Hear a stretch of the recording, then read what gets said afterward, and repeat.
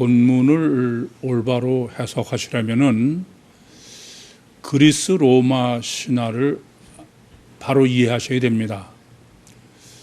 지금 11절과 12절에 기록되어 있는 내용이 바로 그리스 로마 신화의 내용이기 때문에 그렇습니다.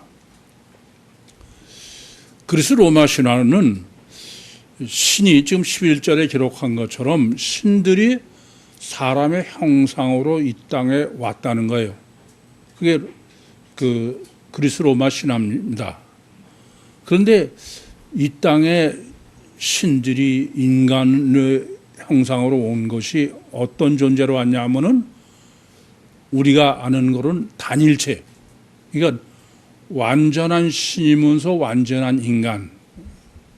그것이 그리스 신화의 여러 신들의 속성이고 특징입니다. 여러분들이 아덴의 동북쪽에 흰 큰 대리석 건물을 아마 여러 군데서 보셨을 수 있어요. 사진으로나. 그게 바로 본문에서 스스 신이라고 하는 제우스 신이죠. 제우스 신전입니다. 어마어마하죠. 제 생각에는 유네스코에 등재되어 있는 유물 중에 그게 첫 번째 정도 되지 않을까 그럴 정도입니다. 근데 이 그리스 신화의 신들은 신이 인간의 형상으로 이 땅에 왔는데 단일체다 이렇게 말씀드렸어요. 뭐냐면 속성이 신의 속성도 갖고 있고 인간의 속성도 갖고 있는 거예요. 그리스 신화 내용이. 그러니까 어떻게 보면 신이고 어떻게 보면 사람이죠. 아마 여러분들이 헤라클레스라고 하면 잘 아시죠? 그 헤라클레스가 뭐가 헤라클레스냐면은 그 제우스 신, 그리스 로마 신화의 최고의 신인 제우스 신과 인간과의 관계에서 태어난 게 났다는 게 바로 그 헤라클레스입니다. 그러면은 그리스 로마 신화가 어떤 건지 이해하시겠죠? 영 모순되는, 그러니까 초월적 신의 속성과 인간의 그 속성, 성정을 같이 가지고 있는 것이 바로 그리스 로마 신화의 신들이다. 이 신학은 아마 우리만 정립할 수 있고 우리만 고민할 수 있는 내용일 것이에요. 그건 이중체의 신비한 존재죠. 이중체를 단일체로, 이중적인 신비한 속성을 가지고 있는 거예요. 그건 왜 그러냐? 그것은 다른 게 아니죠. 하나님이 창세기 2장 7절에 사람을 창조하실 때 사람은 불가항력적인 절대적 두 가지 요소, 속성, 그러니까 영의 속성과 육의 속성을 인간이 같이 가지고 있도록 그렇게 사람을 창조하셨는데, 이러한 인간이 가지고 있는 불가항력적인 양쪽의 속성을 그 신화가로 그들이 믿고 있는, 그것이 바로 그리스 로마 신화의 실제 내용이고 그에 대한 신학이다, 그렇게 이해하시면 되겠습니다. 이 본문이 그리스 로마 신화에 지금 제우스를 등장시키는 것으로서도 여러분이 쉽게 알 수 있는 것은 본문은 뭘 정립하려고 그러냐면은 성육신하신 신인 메시아. 이해되시죠? 성경적으로는 성육신하신 신인 메시아인데 그리스 로마 신화로는 바로 제우스 신이요. 또 다르게 보면은 그 헤라클레스다. 그렇게 보시면 되겠습니다. 이렇게 모순되는 것이 양립되는 단일체로 인간이 믿고 있고, 그것이 바로 그리스 로마 신화인데, 그것은 그리스 로마 신화의 내용만이 아닙니다. 우리나라에서도 불교를 보면 마찬가지예요. 불교는 석가모니가 태어날 때 천상천하 유아 독존이다 그랬다고 그래서 바로 그 의미는 불교는 인간 이상은 없다. 그러니까 영이라는 것은 없다는 게 바로 불교예요. 그러니까 무신 종교가 불교고, 그러니까 인간은 물리적 단일체다. 그렇게 믿고 있는 게 불교입니다.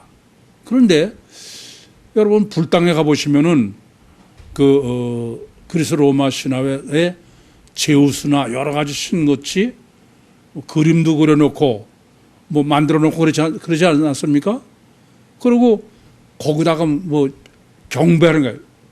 절하고 또 제물을 드려서 제사를 지내고 뭐 전혀 다를 게 없어요.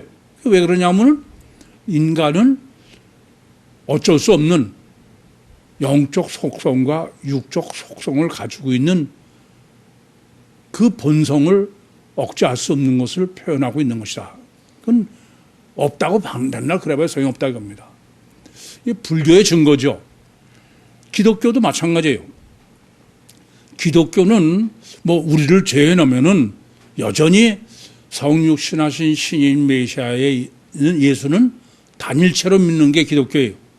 그래서 예수 피로 제사함 받으면 구원받는다는 논리인데 기독교의 이런 피복음의 논리는 육신의 구원이지 절대로 그것은 영혼의 천국 구원이 아니에요. 논리가. 근데도 지구상의 2000년 기독교 역사 또 뭐 지금 50억이라는 그리스도인이라는 사람들은 원리나 논리적으로는 육체 구원인데 그들이 난 지금까지 예수쟁이들 물어보면은 다 사후의 천국 구원은 구원받는다고 믿고 있더라고요. 그거 보면은 인간은 어쩔 수 없이 아무리 무슨 진화론이 과학이요 완전하다고 그렇게 물리적 인간론으로 주장을 해도 말리서 뭐 어떻게 할 수 없는 그건 본능에 속하는 이런 요소다. 그렇게 이해하시면 뭐 틀림없습니다. 이 본문의 중요한 것은 본문은 안디옥 교회의 이제 선교에서 파송해서 바울이 선교를 지금 돌아왔는데 삥 돌고 있는데 여기서 제1차 선교죠. 바울의 제1차 선교의 마무리, 요 다음 달락으로 끝나는 거죠. 그래서 본문은 제1차 선교의 결론이다. 근데 그 결론을 뭘로 결론을 짓느냐 하면은 선교사 신학이에요. 선교사 신학. 이 선교사, 우리는 그냥 뭐 가서 선교하고 복음을 전하면 된다. 그렇게 여기기 쉬우신데 그렇게 해서 안 된다 이겁니다. 예수님께서 선교 신학을 최초에 정립해 주신 게 마태복음 10장입니다. 10장 1절부터 15절을 보시면은 제자들을 권세를 주셨어요. 병 고치고 뭐 귀신을 내쫓고 제 표현으로는 황새요 사자죠. 그렇게 파송을 하셨는데 16절은 바로 1절부터 15절은 선교사를 사자로 황새로 파송하시면서 16절은 정반대로 말씀하시는 거예요. 오늘 여러분들이 묵도하실 때 제가 봉독해 드린 것처럼 세상은 일인데 일 가운데 너희는 양으로 가라 이거예요. 여쭤볼게요. 어느 쪽으로 선교사를 하려면 어느 쪽으로 가야 됩니까? 1절부터 15절에 능력을 가지고 있는 사자로 가야 돼요? 아니면은 양으로 가야 돼요? 어느 쪽에 돼요? 복음을 전하려면. 성경은 이렇게 정반대로 계시를 하는 부분이 많이 있습니다. 그래서 이것을 올바로 정립하지 못하면은 선교사라는 사람은 그냥 자기가 편한 대로 둘 중에 하나를 그냥 선택해서 하는 거예요. 그건 절대 있을 수 없는 일이죠. 그런 측면에서 선교 신학으로서의 선교사의 신학은 본문이 절대로 중요하다. 우선 그렇게 이해하시면 되겠습니다. 항상 첫 단추 서론이 절대로 중요하다고 말씀드렸는데 오늘 8절이 절대로 중요합니다. 이 8절을 잘못 해석하시면은 나머지는 전혀 딴 얘기가 돼버려요. 8절을 우선 정확하게 해석하셔야 되겠어요. 8절은 어떤 내용이냐면 루스드라에 발을 쓰지 못하는, 발은 있긴 있는데 무용지물이다 이거예요. 그러면서 나면서부터 안진뱅이 됐어요. 그러니까 아예 태어날 때 안진뱅이로 태어났다 그런 얘기죠. 이 말은 안진뱅이 자체가 후천성 장애가 아니고 선천성 장애다. 그렇게 보시면 뭐 정확하죠? 그러면 나무서부터 안진뱅이가 어떻게 해서 나무서 안진뱅이 됐냐? 그게 문제가 되는 거죠. 요한복음 9장 2절과 3절에 보시면은 예수님께서 소경을 실로암 못에서 뜨게 하시는 기사가 기록된 데인데, 그때 그 제자들이 예수님께 여쭤봅니다. 이 사람이 나면서부터 소경된 것이 자기의 죄 때문입니까? 자기 부모의 죄 때문입니까? 유대인들은 이러한 모든 병은 원인이 뭐라고요? 죄 때문이다. 그래서 예수님께서 아니다. 이건 자기 죄나 자기 부모의 죄가 아니라 하나님의 일을 위해서, 다르게 말씀드리면 하나님이 설정하신 것이다. 그런 얘기죠. 그러나 마찬가지로 지금 본문도 우선 선천성 완전 장애예요. 그럼 이것은 죄 논리로 하면은 자범죄는 아니죠. 자범죄는 자기가 지었어야 되는 거니까, 예를 들면 사도행전 9장에 나와 있는 애니아처럼 풍이다 그러면 혹시 그걸 자범죄 때문이다라고 해석할 수 있을지 모르지만, 이건 아예 선천적으로 장애로 태어난 거니까 자범죄는 아니다. 그렇게 봐야 되겠죠. 뿐만 아니라 이것은 요한복음 9장에 기록한 것처럼 하나님의 일을 위해서 하나님이 설정한 것이다. 그렇게 봐야 올바로 보는 것일 거예요. 두 번째로 생각할 문제는 복음서를 정립하면서 여러 번 드린 말씀입니다만은 질병 로고스야. 저는 이 병에 관한 것을 신유 사역이나 이런 거를 성경에서 볼 적마다 안타까운 거는, 아니 병을 아무 병이나 다 그냥 몽뚱그려서 무슨 하나님의 사랑 이렇게만 해석하는 게 참 문제가 되는 거죠. 병의 종류를 생각해야 된다 그랬어요. 병은 우선은 무슨 병이요? 통증 있는 병이냐 장애냐 그거부터 생각해야 된다. 더군다나 본문은 지금 나면서부터 안진뱅이니까 하나님의 설정이다 그러면은 하나님이 어떤 병으로 설정해 놓으셨냐를 생각하는 건 당연한 거죠. 그렇지 않겠습니까?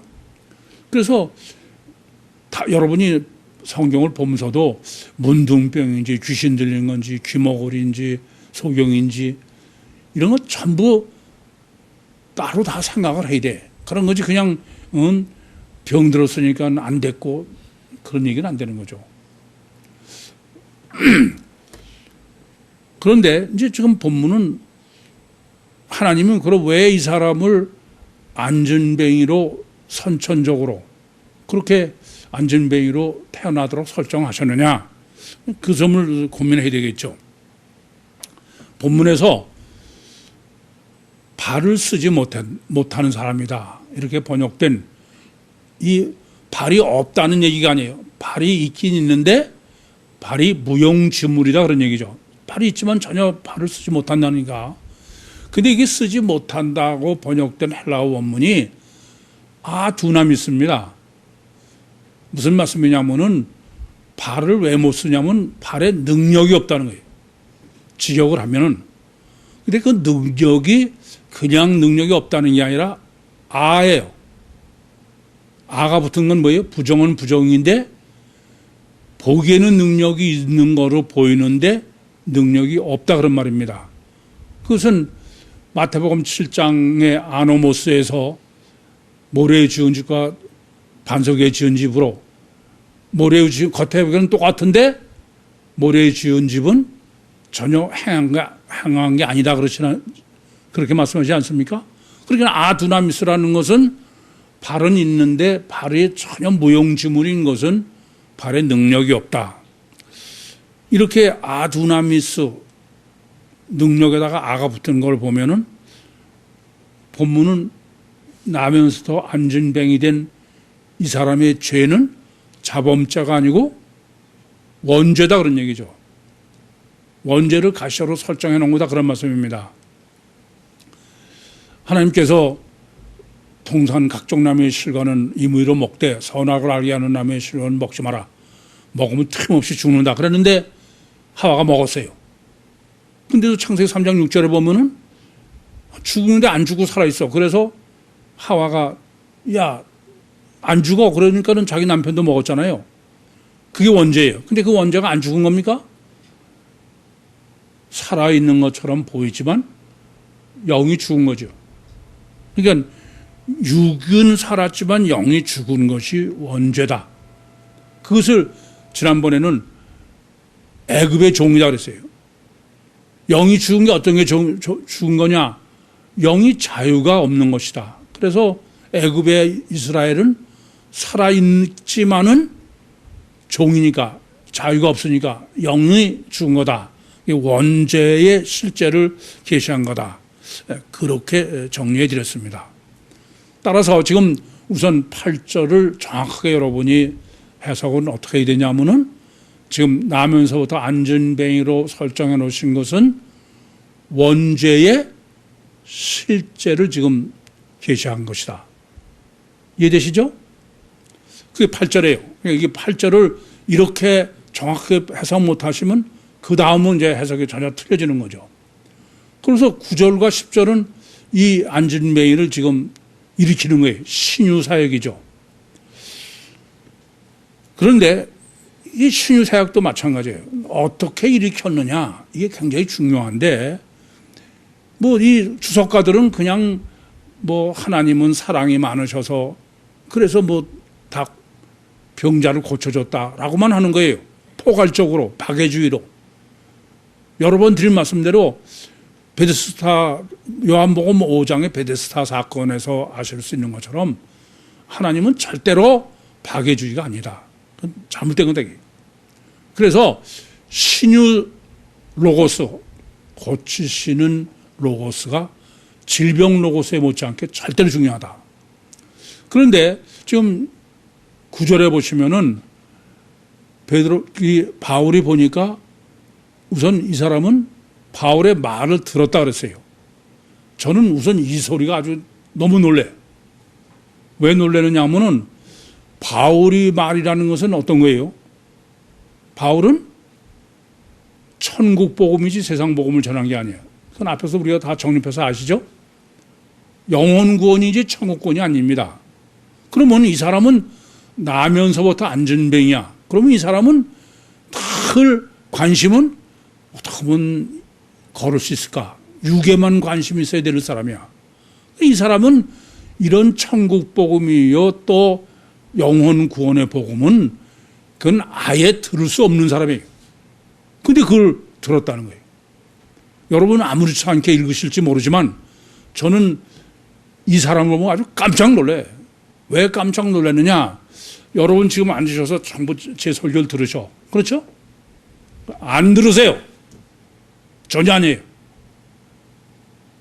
들으시는 것 같은데 다른 데서 여러분이 말씀하는 걸 들어보면 아주 기절하겠어.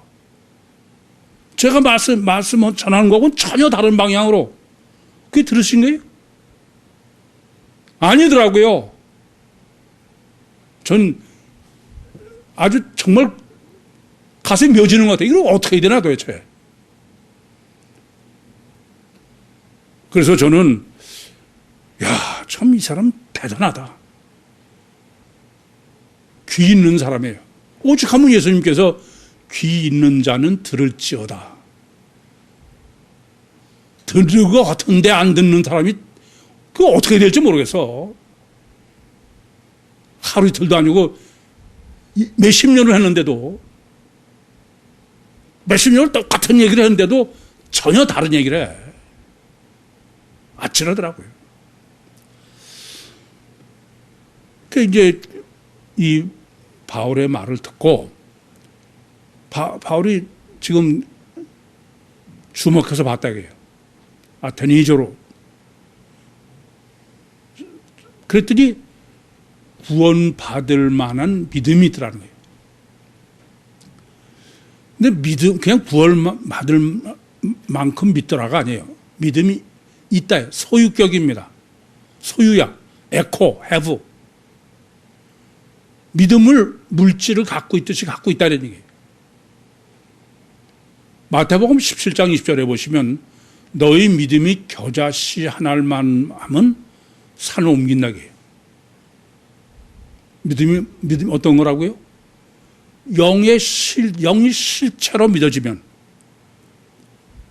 지금 이 안진뱅이가 구원을 받을 만한 믿음을 소유했다는 말은 영의 실체적인 믿음을, 영의 실체성을 믿는 사람이다. 더 놀라죠, 제가. 정말 놀랍니다. 가치관이 형이 상학적 가치관의 실제다 이겁니다.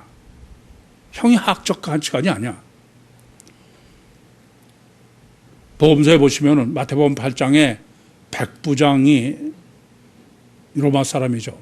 백부장이 그 종의 주님께서 살리시는 장면이 나오는데, 이 백부장의 믿음이 얼마나 실제인지, 예수님께서 내가 가서 고쳐 주겠다 했더니 아니, 오시지 마십시오. 말씀만 하십시오. 저도 제 종들한테 가라면 가고 옵니다. 오죽하면 예수님께서 나오마저 깜짝 놀라시는 거예요. 이스라엘 중에도 이만한 믿음을 나눠보지 못했다. 바로 이 안진뱅이는 이런 믿음을 가진 사람이야. 마태복음 15장에 수로보니게 여인도 마찬가지. 예수님께서 야, 자식에게 줄 떡을 개한테 줄 사람이 어디냐 그랬더니 개도 자기 주인의 상에서 떨어지는 부스러기를 먹습니다. 예수님이 깜짝 놀라신 거죠. 이런 믿음을 가진 사람이 지금 나면서부터 안진뱅이 된 사람이에요. 저는 본문을 보면서 참 하나님은 쪽집게처럼 이런 사람을 정확하게 찾아서 이렇게 구원하신다. 그래서 이제 바울이 내 발로 바로 일어서라 그랬어요. 그래서 일어서라라고 번역된 헬라어 원문은 아나히스템입니다. 부활로 번역되는 단어예요. 그러니까 이 사람은 지금 부활하는 게 죽었다가 다시 산. 그러니까 아두나미스가 두나미스로, 그게 바로 이 사람이에요. 그러니까 본문은 원죄구원이죠.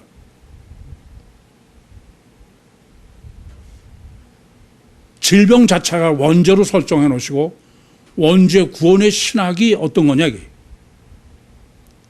원죄구원의 신학은 이렇게 아두나미스, 산 것 같은데 능력이 없는 사람이 실제적인 능력이 생겨서 활동할 수 있는, 그것이 바로 죽은 자가 산 것이요, 그게 부활이요, 재활치료라고 하는 것이요, 원죄구원이다. 그런데 다른 때 같으면은 이렇게 이제 원죄구원론으로서 끝나요. 그게 절대 문제니까. 그런데 보시다시피 지금 이렇게 원죄구원은 석 절밖에 기록 안 돼 있어. 그럼 나머지 무려 8절은 원죄구원론이고 딴 얘기예요. 그래서 이런 것이 어렵죠. 도대체 본문에서 뭘 말씀하시려고 그러나. 본문이 정신을 꽤 차리시면서 정리해야 될 어려운 본문이기 때문에 미리 본문의 목적을 말씀드리고 정리해가는 게 좋을 것 같아요. 사도행전 13장 36절부터 41절에는 부활구원론으로 뭘 정립해 줬냐면 부활구원론을 피복음 논리로 설명하는 거예요. 또 왜 그랬어요? 바로 종말 휴거 구원 때문에. 그런 것처럼 이 본문은 지금 이렇게 원죄 구원론으로 정립을 하면서 본문이 실제로 정립해 주려는 건 뭐냐 하면은 이중체인 신인 메시아예요.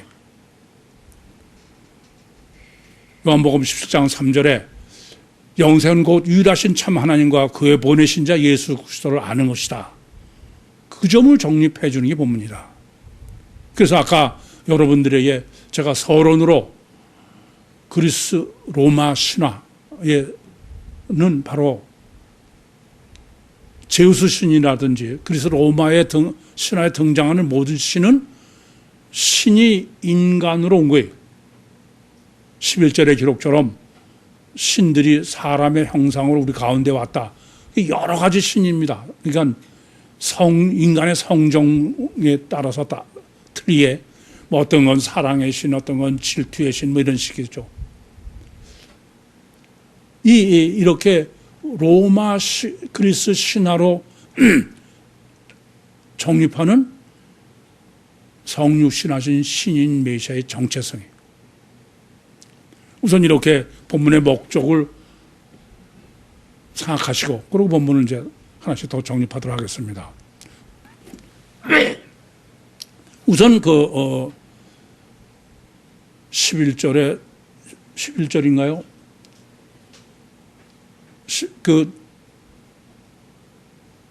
바울을 이 사람들이 신으로 알았어.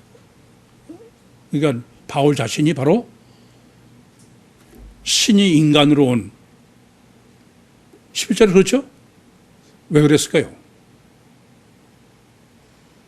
왜 이 사람들이 바울을 신으로 봤냐? 왜?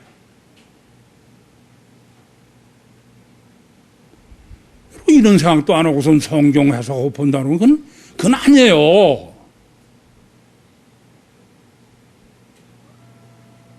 왜 바울을 신으로 봐요?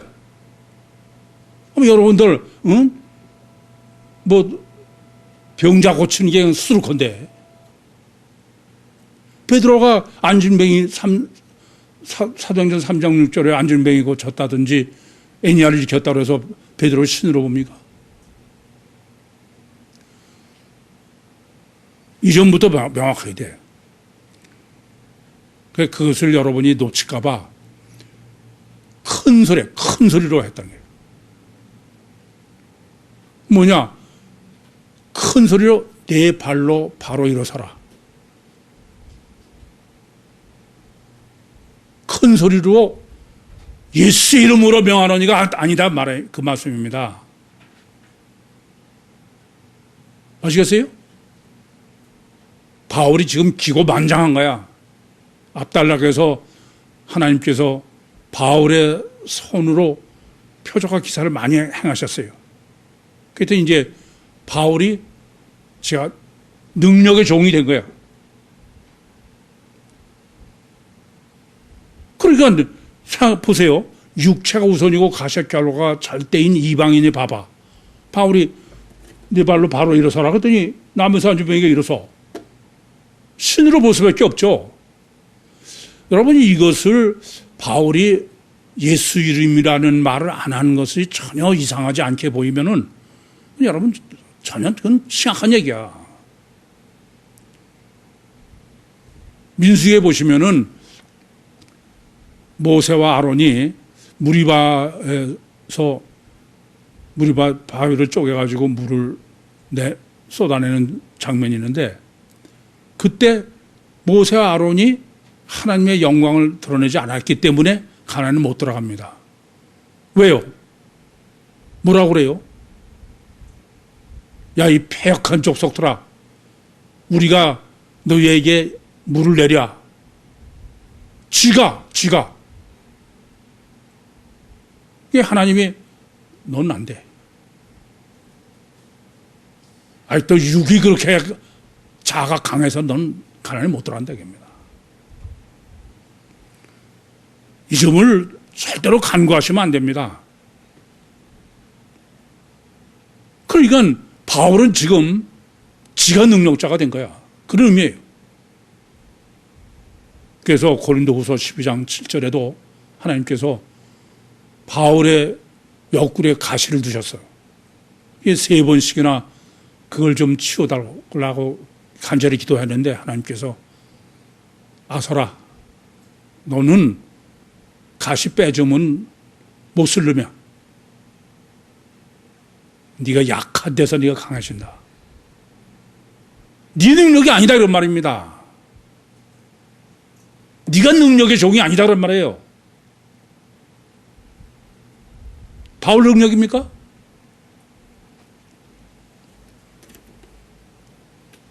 너무나 우리는 뭐 능력 받아가지고서 삼각산에서 그 익숙해져. 그래가지고 뭐 능력이 종이라고 그러면은 깜빡 죽는 거야. 안 돼요. 금성화제예요. 무슨 능력 있어, 인간이. 그런데 본문이 지금 아까 미리 목적을 말씀드린 거는 이 바울로 정립해 주는 것은 바울이 목적이 아니야. 예수예요. 여쭤볼게요. 예수님이 안진병한테 일으킬 때 예수 이름으로 명하노니 네 발로 바로 일어서라. 그러십니까? 예수님은 그냥 네 발로 바로 서라 그래요. 이해되십니까? 그래 안 그래요? 본문은 성육신하신 신인 메시아를 단일체로 보고 있는 것을 바울로 한 거예요. 마치 예수 육체 자체가 하나님인 것처럼, 능력자인 것처럼 그것을 바울로 지금 한 거다 그런 말씀이에요. 아니 전 세계가 성육신하신 신인 메시아를 어떻게 해석합니까? 단일체 육체의 능력자로 해석하는 거야. 다르게 말씀드리면은 저는 이 본문을 보면서 왜 피복음이 성립했을까? 이 사람들은 바로 그리스 로마 신화를 그대로 예수한테 적용한 거다 그래. 그리스 로마 신화에서의 헤라클레스가 대표적인 거지만 그건 뭐예요? 육체가 하나님이면서 신이면서 인간이라는 거야. 그래서 예수는 신비할 존재 아닙니까? 피복음으로는. 보혈이 왜 보혈이에요? 몸뚱아리가 하나님이니까. 그노시스가 그래서 예수를 육체가 하나님인데 무슨 예수의 고통이냐 이런 얘기하는 거 아니에요? 지금도 예수의 육체의 삶을 담자 이거야. 그게 제자 훈련이에요. 제가 예수 우상이라고 하는 거죠. 지금 본문은 바로 제우스 신, 그것을 지금 바울로 대체해가지고 그렇게 해서 정립해 주는 것은 신이 인간의 몸을 입고 온 성육신하신 신인 메시아의 단일체의 문제를 지금 정립하고 있는 거야. 그래서 아까도 이게 워낙 구조가 복잡하기 때문에 미리 목적을 말씀드리고 정리하는 거예요. 여기까지 이해가 되십니까? 기독교는 그리스 로마 신화를 전혀 벗어나지 못하고 있는 거야. 한심하지. 어처구니 없는 거야 정말. 그런데 지금 이렇게 이 사람들이 살아있는 제우스예요 지금. 살아있는 신이기 때문에 지금까지는 죽어있는 그냥 보이지도 못하는 신에게 제사 지내다가 살아있는 신한테 지금 제사 지러 온 거예요. 이 점이 대단히 중요한 것입니다. 우리는 뭐 그냥 표현 좋게 주일날 나와서 예배 드린다고요? 제가 볼 때는 예배 드리는 건 구육교육밖에 없어. 똑바로 하세요. 다른 교회는 예배 아니에요. 제사 지내는 거예요. 이 점을 잊지 마셔야 돼. 우선 첫째, 천주교의 미사라는 게 뭐냐? 천주교는 맨날 예수를 제물로 제사 지내는 거예요. 보혈의 제물을 바치는 거예요. 제가 참 충격받고 놀란 거는 압구정동의 소망교회 가보면은 소망교회 강대상이 앞에 있고 소망교회 강대상 뒤에 제단이 있습니다. 큰 제단이 있어요. 이건 말도 안 되는 소리를 하는 거야. 매주 예수를 잡아서 제물을 바치는 거예요. 예수 피가 제물이다 그런 말씀입니다. 그럼 그 제사는 실제로 누가 받는 겁니까? 이게 본문이에요. 지금 누구한테 제사 드리래요? 보이지 않는 제우스가 아니고 살아있는 바울에게. 여쭤볼게요. 전 세계의 예배라는 게 정말 예수를 예배하는 겁니까? 아니에요. 제사 지내는데 누구한테 제사 지내냐? 목사한테 제사를 지내. 그러니까 예수를 전혀 알 필요가 없어요. 몰라요. 예수 피 제물만 있으면 돼. 그래서 아까도 영생 곧 유일하신 참 하나님과 그의 보내신 자 예수 그리스도를 아는 것이라고 해요. 모든 목사는 마태복음 24장 15절에 기록한 것처럼 멸망에 가증한 것이 쓰지 못할 것에 서 있는 거예요. 예수를 알 필요도 없고 제물만 있으면 돼. 그리고 그 제사는 누구한테 지내는 거예요? 목사한테 지내는 거야. 여기 앉은 집사님도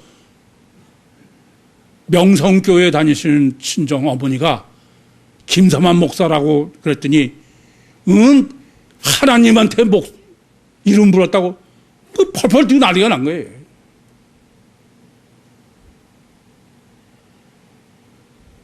전부 목사들은 존경받아야 돼 다. 그리고 예수는 맨날 제물을 갖다 바치는 거야. 그러니까 제물을 알아서 뭐해. 피만 있으면 제물만 있으면 되지. 예배라는 단어만 쓰면 예배입니까? 정말 심각한 거야 이건. 살아있는 송아지야. 금송아지야. 살아있는 금송아지. 이 본문은 참 무서워요.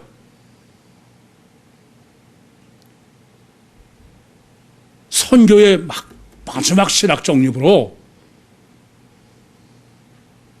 기독교의 도대체 예배라는 게 뭐냐 이게. 이게 저는 절대로 십자가로 오는 거를 저는 안 된다 이게.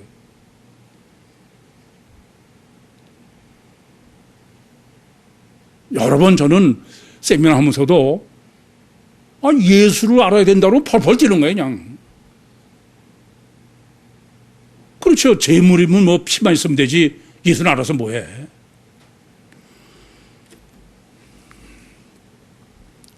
예수를 단일체로 이해하는 한 그것은 우상이지 그건 절대 아니에요. 왜요? 육체가 하나님이 아니잖아요. 육체가 메시아가 아니잖아요. 그럼 예수가 메시아이려면 필연적으로 그것은 이중체가 아니면 절대 성립할 수 없어. 그래서 본문은 지금 이렇게 선교의 마지막 신학을 정립하면서 사도행전이면서 복음서로서의 예수의 이중체성을 정리해라. 그게 본문의 의도다. 제우스 신서부터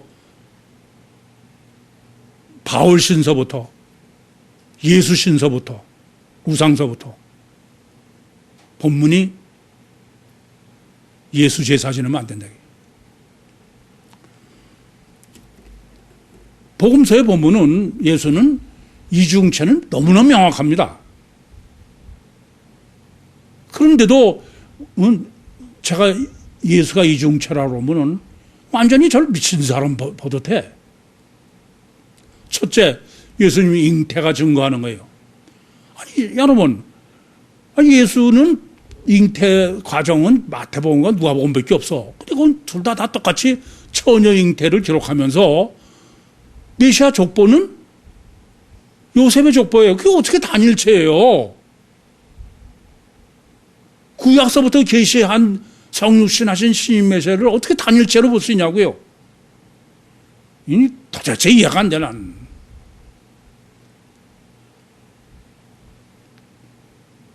그런 데서 여러분들 다 신앙생활하고 그걸 믿음이라 하고 있으면서도 아직도 안 깨졌어. 아니면 이 본문 보면서 내가 우라치면 못 견디겠어, 정말.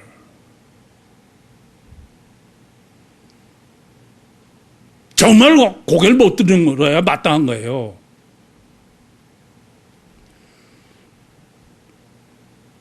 이중적 증거야. 또 하나는 아니 마리아는 인간 마리아야.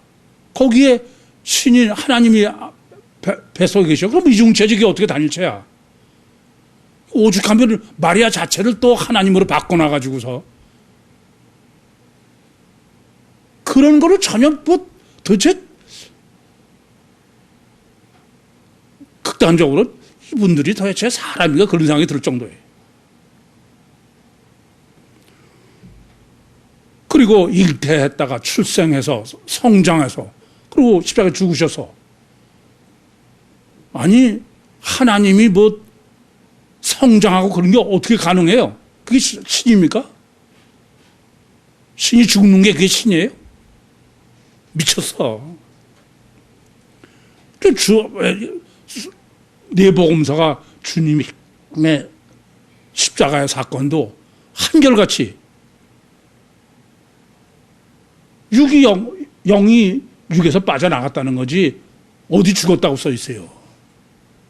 이 단일체는 제가 보면 아무리 봐도 단일체는 도대체 볼 수가 없어.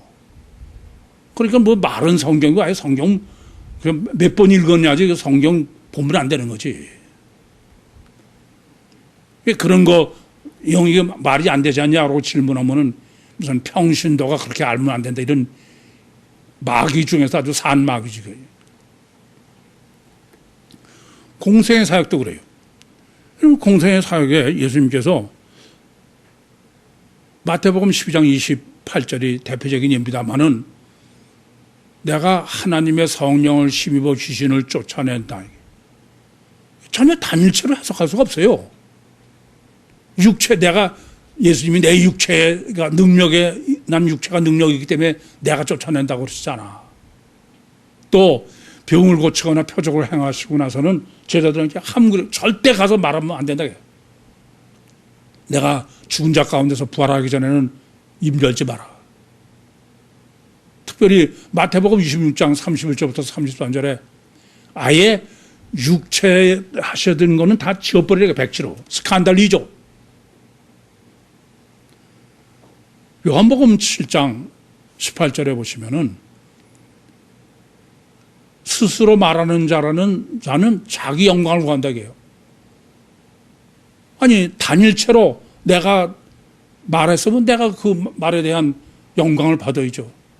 근데 주님은 영광을 자기가 한 게 아니기 때문에 하나님께 영광이 자기는 전혀 받을 수가 없다고 해요. 그리고 전혀 다른 모습으로 부활했다고 해요. 어떻게 도대체 성육신하신 신인 메시아를 단일체로 해석할 수 있냐는 겁니다.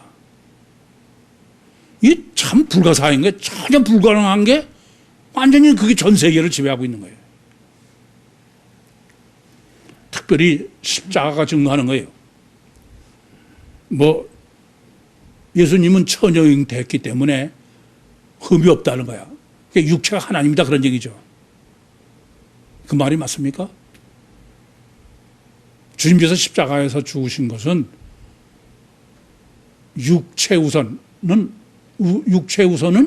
무용지물이기 때문에 죽으셨다는 거야. 성경은 두나미스요, 스테네스요 전혀 능력이 없어서 죽으셨다는 거야. 그래서 겟세마네 동상에서도 가슴 안 쓰면 이 잔을 내가서 지나게 하옵소서. 땀방울이 떨어지는 핏방울 같이. 그러니까 예수를 단일체로 미친 사람들은 그건 거짓말이라는 거예요. 쇼를 했다는 거예요, 하나님이. 엘리엘리 사박단이라는 거, 그건 실제가 아니다, 이거예요. 그러니까 뭐, 무슨 말을 해. 지들이 믿고 싶은 대로 다 뜯어고치면. 그래서 주님은 틀림없이 우리를 구원하러 오셨어요. 그런데 오늘 본문에 중요한 거는 구원하는데 절대 문제는 성육신하신 신인 메시아가 이중체가 명확하게 돼. 또 인간도 이중체리. 그게 아니면 그건 절대 안 된다 그런 말씀이에요. 그게 본문의 의도다 그런 말씀입니다.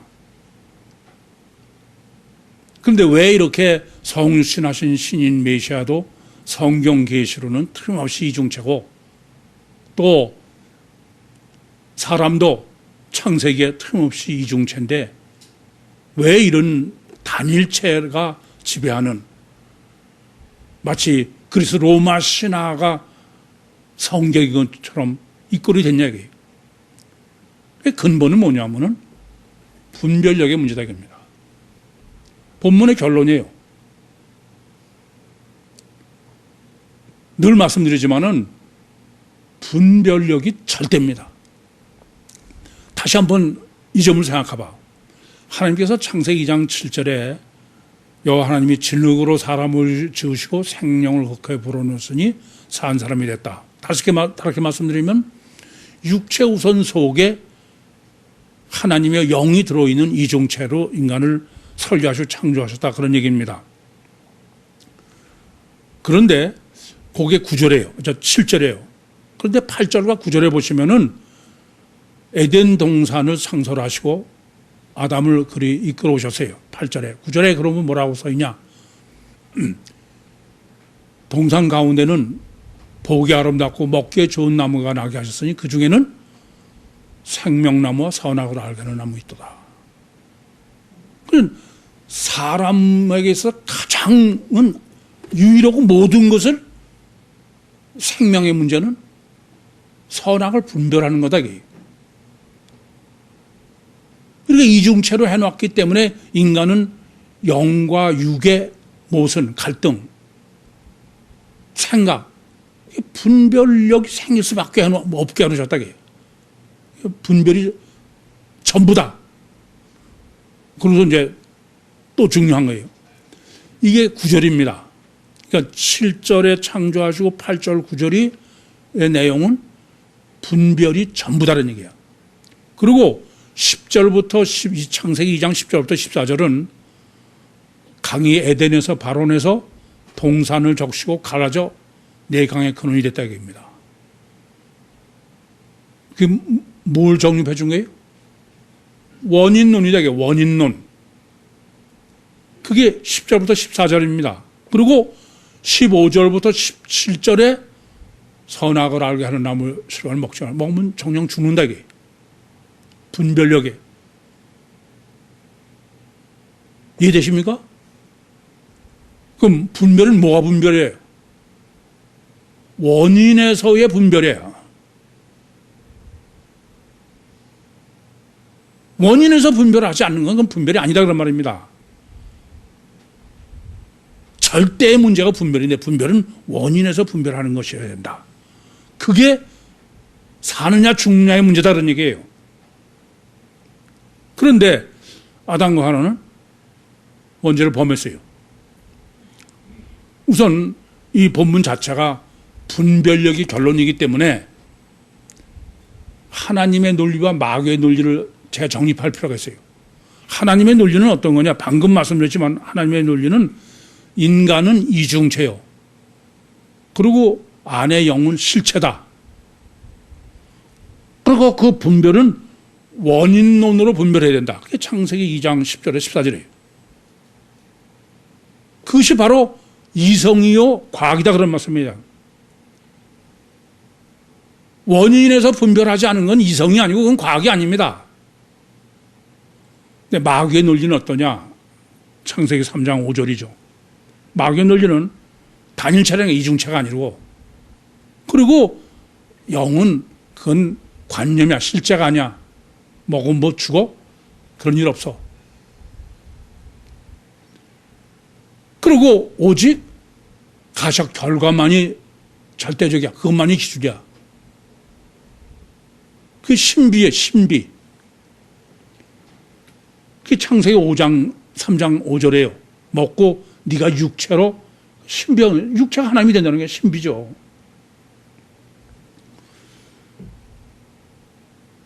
분별의 근본은 결국은 제가 세미나를 하면서도 분별력의 가장 문제는 관념과 실제예요. 관념과 실제로 분별을 못하면은 그건 큰 문제다 이게. 관념과 실제로 분별 못한 게 뭐예요? 그 원죄야. 로마서 5장 10절 말씀처럼 원죄 때문에 죄와 사망이 들어온 게 그 원죄의 근본이 뭐예요? 관념과 실제로 분별 못한 거예요. 신비와 과학을 분별 못한 거다 그런 말씀입니다. 이게 무서운 거는 아예 분별을 못하면 모르겠는데 관념을 실제로 여기는 사람에게는 아무리 얘기해도 안 돼. 이건 정말 죽었다 깨야 무슨 방법이 있어. 심각하게 생각하셔야 돼요. 참 여러분 뭐 제가 잘 아시는 얘기죠.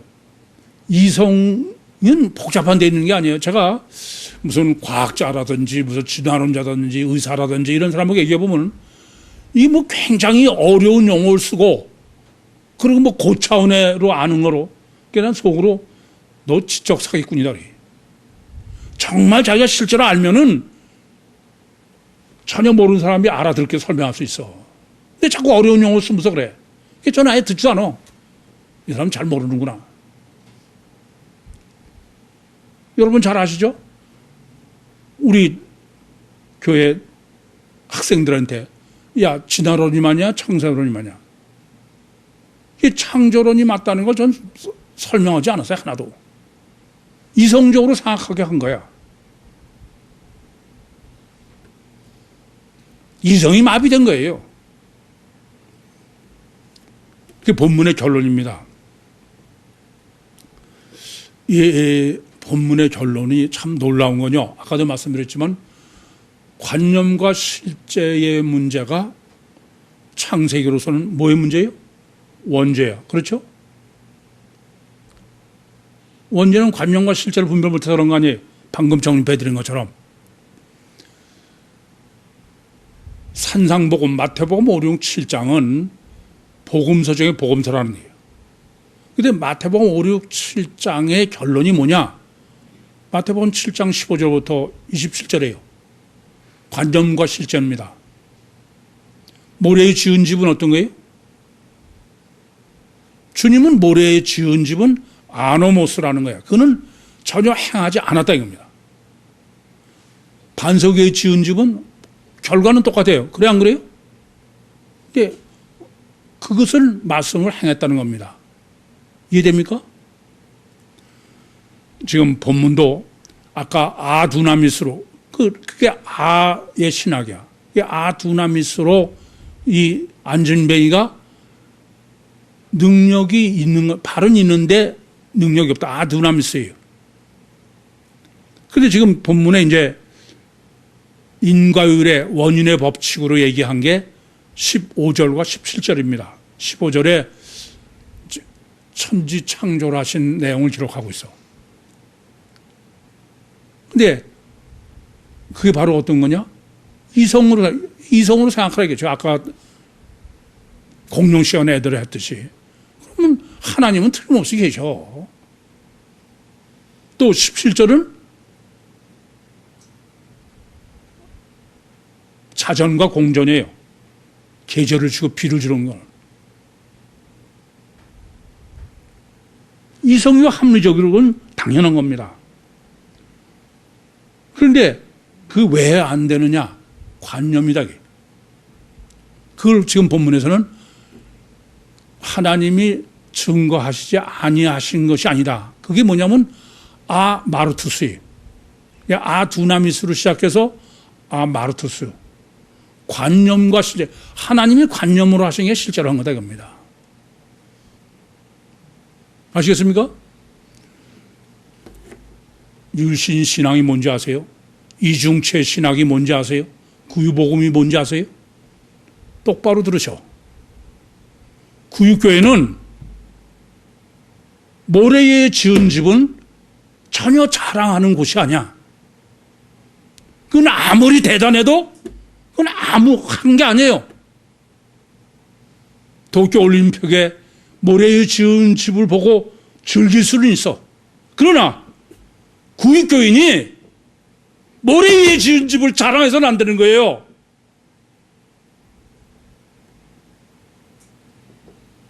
하나님이 주신 게 아니면은 아무리 좋아도 싫은 게 구유복음이야. 그걸 저한테 자랑이라고 합니까? 정말 피를 토하겠어. 내가 이런 분들 몇십 년 동안 복음을 전하는 게 이게 맞나?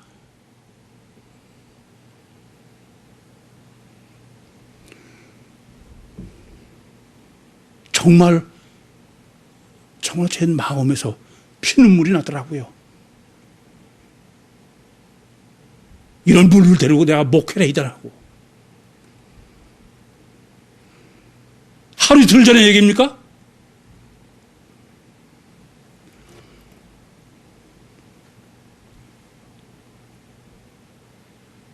아니요. 하나님이 주신 게 아니면 정말 저는 싫습니다. 반석에 지은 집이 아니면 저는 모래에 지은 집은 정말 보기도 싫어.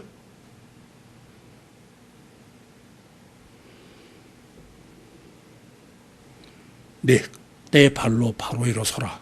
그래서 안진뱅이가 일어섰습니다. 똑바로 하세요. 이건 바울이 일으킨 게 아닙니다. 예수가 일으킨 게 아니에요. 이것은 안진뱅이의 믿음이야. 그 안진뱅이의 믿음에 하나님의 역사하신 거예요. 육체의 예수나 바울은 전기줄일 뿐이야. 어떻게 이 안진뱅이는 이런 믿음을 가질 수 있나? 안진뱅이로 설정하신 것입니다. 이중체인 안진뱅이의 육체는 완전히 포기하고 부인한 사람이야. 그것을 바울과 바나바가 옷을 찢었다고. 할례죠. 겉사람을 완전히 죽이고 포기한 거예요. 늘 사측생이라고 말씀드리고 있습니다. 그런 거지 단일체 능력의 바울이 일으킨 게 아니에요. 늘 하나님 앞에 자기를 부인하고 겸손해야 됩니다.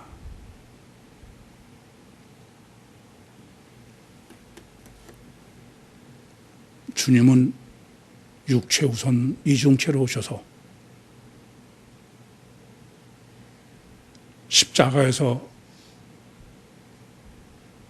전혀 쓸모없는 육체 우선은 십자가에 못 박으시고 내주하신 하나님이 부활 승천하셨다가 보혜사 성령으로 강림하셔서 우리가 영접해서 내 심령 속에 임마누엘 하셔가지고 그 임마누엘 하신 그 주님의 능력으로 안진뱅이를 일으키신 것이고 죽은 자를 살리신 거예요. 능력의 종이 살린 게 아닙니다.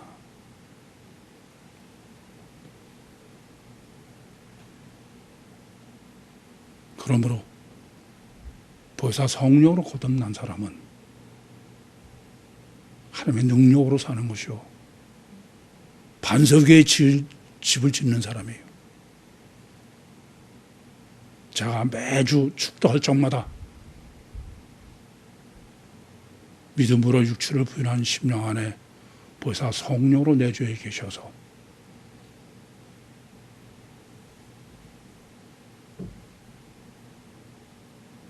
그리스도의 능력으로 날마다 승리케 하다고 축복합니다.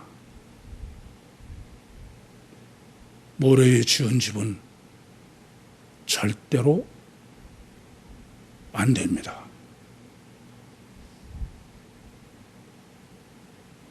반석에 지은 집으로 육신의 세상을 승리하시고 영원한 천국의 주인으로 함께 영광을 누리는 종말 때 택함을 받으신 모든 구유 식구들이 되시기를 정말 간절히 소원합니다. 기도하시겠습니다. 살아계신 아버지 하나님, 은혜와 사랑을 감사합니다. 여기까지 말씀하시고 여기까지 피를 토하신 주님, 능력으로 더욱더 함께해 주셔서 종말 때 택함 받은 귀중한 주님의 권속으로 육신과 세상을 승리케 하시고 천국의 영광을 누리게 해 주시옵소서. 예수님의 이름으로 기도하옵나이다. 아멘.